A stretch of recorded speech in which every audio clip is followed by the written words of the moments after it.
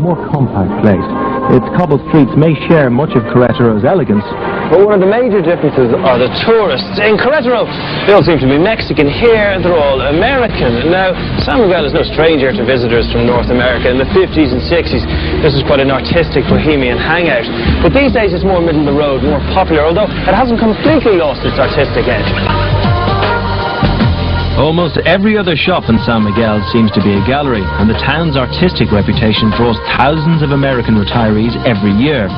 They come to settle in a kind of creative alternative to Florida. I caught up with Liza Kisber and her mother Charlotte on the grounds of an old hacienda that they have transformed into a luxurious B&B. I suppose the temptation for most people from North America is to head straight to Florida or Palm Springs. Why Mexico? All of your dreams can come true here. You can be anything you ever wanted to be.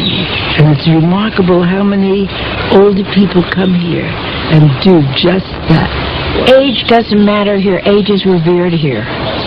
And that's a very pleasant thing, because I'm 61, but when I lived in the States, I was in my late 40s, and I was the oldest one in the health club. How has coming to Mexico affected your life? All over the world, you're what you are. People ask you, what have you been? What have you done? People don't ask people here what you have done. What are you doing? And everybody's doing something. Everyone's going to art school, music school. They're even learning to play the guitar. Whatever you dreamt of all your life of doing, then you finally are able to do. And I guess I kind of dreamt of this. Before leaving Charlotte and Liza, they insisted on taking me on a tour of their home. Now this is lovely, isn't it? Look at the height of that roof.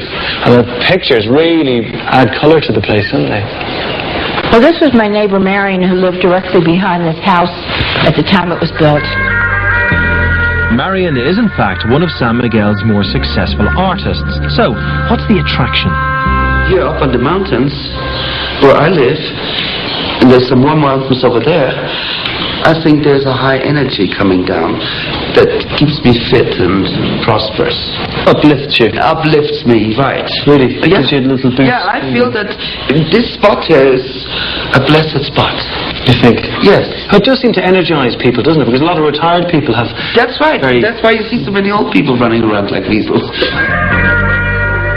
Every weasel needs a den, and this is mine, the Casa Sierra Nevada, a former colonial mansion on the fringes of San Miguel's old town.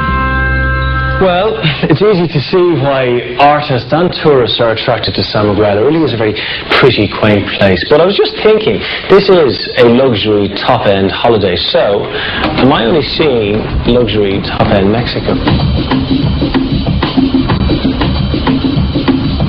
As you have your own driver, you do have the chance to discover a less manicured version of Mexico, if you wish.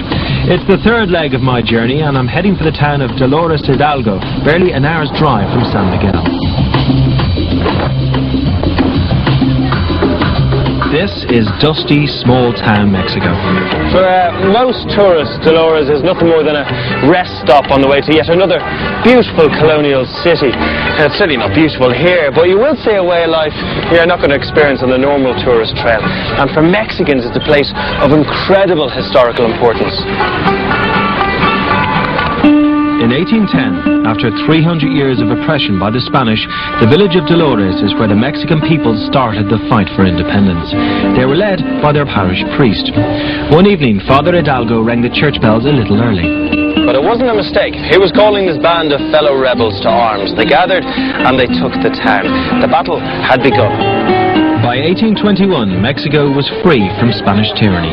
Today, Hidalgo is Mexico's most revered hero, and the town which has taken his name, a place of pilgrimage for the Mexican people. Well, we've come full circle on our Mexican colonial history. It's time to look to the future, and that future involves the beaches on the Pacific coast. I will see you later in the program. Next,